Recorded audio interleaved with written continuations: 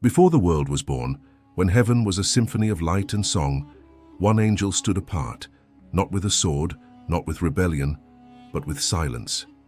Gabriel, the voice of God, the herald of divine truth, said nothing as heaven tore itself apart. While Lucifer's pride sparked a war and Michael's sword defended the throne, Gabriel vanished into the shadows, his heart breaking under the weight of a choice no angel should ever face. Why did the messenger of heaven stay silent? Was it fear, loyalty, or a sorrow so deep it silenced even the voice of God? This is the untold story of the angel who watched heaven burn, a story that will shatter your heart and show you the power of silence in the face of rebellion. In the beginning, before time had meaning, heaven was alive with music. Not the kind you hear with your ears, but the kind that hums in your soul. Stars shimmered like notes in a divine melody, and every angel was a chord in God's perfect song. At the heart of this harmony stood Lucifer, the morning star, his beauty so radiant it could make creation pause. His voice wove galaxies together, his light painted the skies. Beside him was Gabriel, the breath of heaven, carrying God's will not as words, but as essence. When God spoke, Gabriel didn't just repeat it, he became it.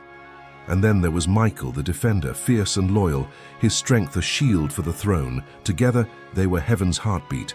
Lucifer the song, Michael the sword, Gabriel the voice. Perfect, eternal, unbreakable. Until a whisper changed everything. It wasn't loud, it didn't thunder. It was soft, like a question slipping through the cracks of eternity. Why does he alone get all the glory? That single thought, born in Lucifer's heart, was the first note of discord in heaven's song. Gabriel noticed it first.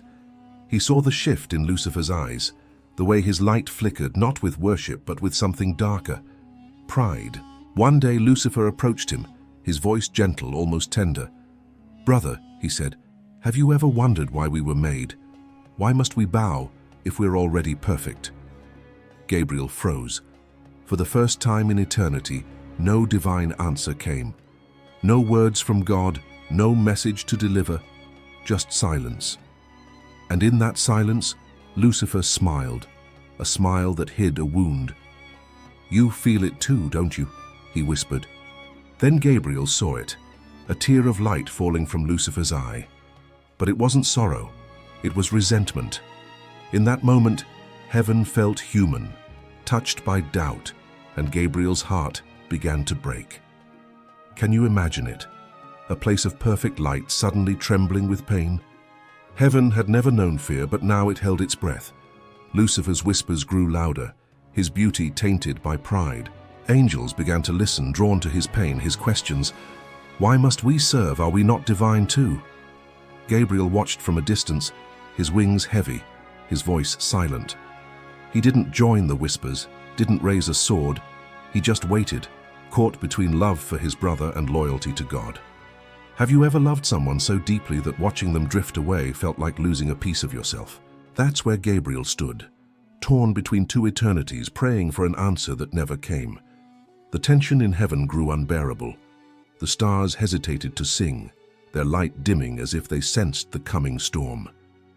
In the great hall, where golden pillars glowed with divine power, angels gathered, their faces filled with uncertainty.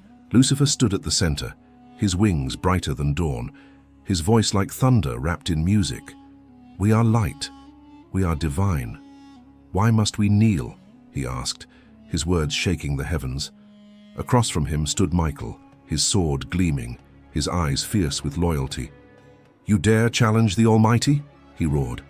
And between them, Gabriel, the voice of God, the messenger, stood silent. Lucifer turned to him, his tone soft but piercing. "Gabriel, you've heard his words more than anyone. Tell them why he's silent. Tell them why we must bow." Every eye turned to Gabriel, waiting for heaven's voice to speak. But no words came. His lips parted, but the throne above was still, its light unreadable. Silence. Lucifer's face hardened. "Even you don't know," he said, stepping closer. "Even you can't explain it." Michael's wings flared. "Enough!" he shouted. "Your pride will be your ruin." The hall erupted, light clashing against light, faith trembling. Gabriel stood frozen, tears forming in his eyes, unseen by the chaos around him. Heaven's song was breaking, and he could do nothing but listen. What does it feel like to be caught between love and duty? To see someone you've known forever slip away, knowing you can't stop them? Gabriel wandered heaven's corridors, the rivers of light flowing slower, dimmer. He whispered, "Father, please speak. Tell me what to do." But heaven stayed silent, and that silence cut deeper than any sword. One night, if night even existed in heaven, Gabriel knelt at the edge of creation, where light faded into nothingness. His voice trembled as he prayed, "Father, he's my brother. Don't let him fall." But no answer came. The stars refused to sing, and Gabriel wept, his tears falling like comets into the dark, each one a silent cry for a brother he still loved. Angels don't cry easily. Their tears are rare, burning with light. But Gabriel's tears carved sorrow into eternity because he knew what was coming. Heaven's next song would be war. The rebellion didn't start with a battle. It started with a choice. Lucifer stopped hiding his intentions. Beneath silver arches, his voice echoed through radiant fields, sharp and dangerous. "We are eternal, we are flawless. Why kneel like servants?" His followers, once gentle beings of light, now glowed with pride, their wings shimmering like wildfire. Gabriel watched from afar, his heart heavy with memories of Lucifer's laughter, his songs that once felt like love itself. Now that same voice was tearing heaven apart. Michael approached him one day, his armor gleaming like molten fire. "You've seen what he's done," Michael said. "He's crossed a line. You're the messenger. Speak for truth. Tell them to turn back." Gabriel's voice broke, barely a whisper. "He's not evil, Michael. He's lost." Michael's jaw tightened. Lost or not, he's leading heaven to ruin.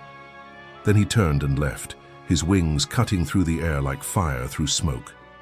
Gabriel was alone again, caught between love and loyalty, his silence a wound that wouldn't heal. Have you ever stood between two sides, unable to choose, knowing either way you'd lose something precious? That was Gabriel's curse. He understood both.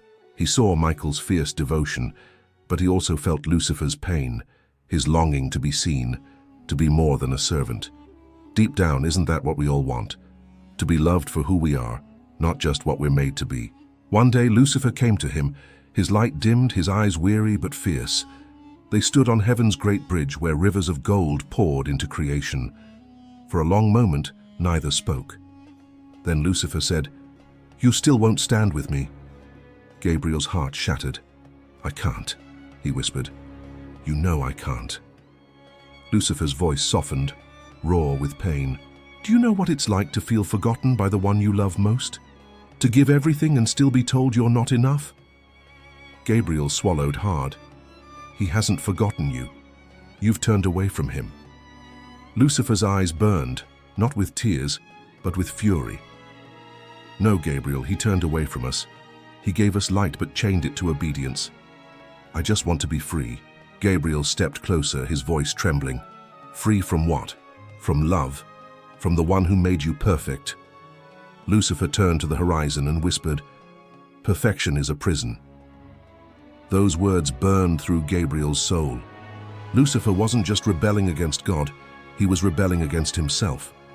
And in that moment, Gabriel said, "If you go down this path, you won't come back." Lucifer looked at him one last time, his face a mix of anger, pain, and something like love. "Then maybe it's time to stop pretending I want to." He spread his wings and walked away, not falling yet, but fading. And Gabriel realized the worst pain isn't watching someone fall, it's watching them choose to. Heaven changed after that. The skies dimmed, the music stopped. Every angel knew something irreversible was coming. Gabriel prayed harder than ever, begging God to stop Lucifer, to save his brother before it was too late. But silence answered, and in that silence Gabriel heard a whisper, not from heaven but from within. Maybe this is how love ends. He looked up, his eyes wet with light, doubting his purpose for the first time. What good was a messenger when heaven had nothing to say? The calm before the storm settled over paradise, heavy and still. Lucifer was gathering his army. Michael was sharpening his blade.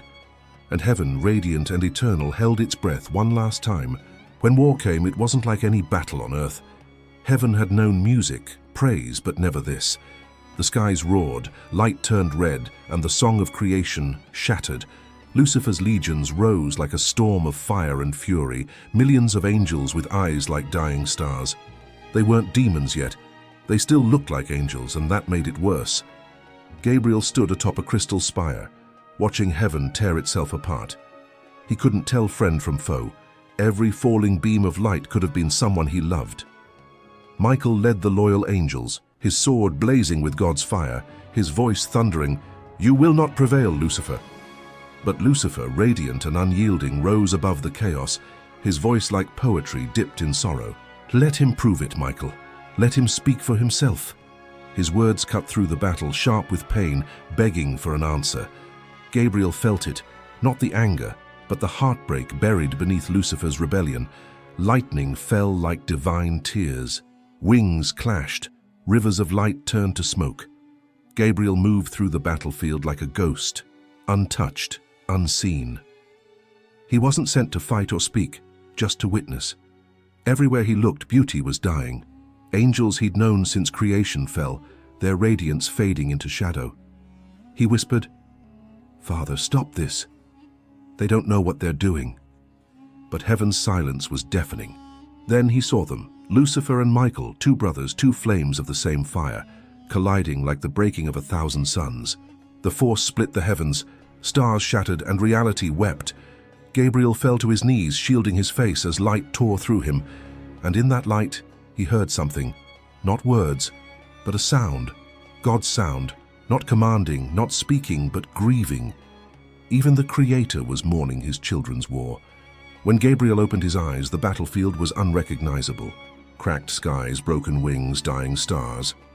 Lucifer stood wounded, his face streaked with tears of fire. Michael raised his sword, his voice breaking with sorrow, not rage. "Brother, don't make me do this." Lucifer smiled weakly. "You already have." Michael's blade, forged from God's breath, struck. Light, silence, fall. Lucifer, the morning star, became the fallen one, cast into the void with his followers, their screams echoing as the skies sealed behind them. Heaven was quiet again, but it wasn't peace. It was mourning. Gabriel stood alone on the shattered fields, surrounded by broken wings and fading light. Michael knelt nearby, his armor cracked, his tears glowing faintly. Gabriel looked at him, voice trembling. Was this victory? Michael couldn't answer, only bowed his head. Gabriel turned to the horizon where Lucifer's light vanished. "He was my brother," he whispered. "He just wanted to be seen." For the first time, Gabriel, the voice of God, had nothing to say. Heaven's song was gone, replaced by a silence that carried the weight of eternity. After the rebellion, heaven was hollow. The golden halls gleamed, but their light felt empty. The angels' songs trembled with sorrow. Gabriel stood in the center of it all, wordless. He had carried God's voice since creation, but now there was no message, no comfort, only stillness. He knelt by the silver sea, its ripples reflecting Michael's sword, Lucifer's fall, the faces of the lost. "Father," he whispered, "was silence my sin?" No answer came. Michael once told him, "Forgive yourself. The Father's will was done." But Gabriel couldn't shake the feeling that part of him died too. Then, in the endless quiet, a voice broke through, faint but clear. "Gabriel, you carried my words. Now carry my silence." Tears fell, not of sorrow, but of understanding. Silence wasn't punishment. It was purpose. Heaven didn't need a message now, it needed healing. And Gabriel would wait, carrying that silence until the day his voice was called again. Centuries later, Gabriel would break that silence, stepping into a quiet village to speak words that changed the world. "Fear not, Mary, for you have found favor with God." Because even when heaven goes quiet, God is still writing his story. Lucifer fell, Michael fought, but Gabriel's silence kept heaven's hope alive. His quiet faith, his breaking heart, carried the promise of redemption. When life feels silent, when answers don't come, remember Gabriel. His silence wasn't weakness, it was trust, and in that trust God prepared something eternal.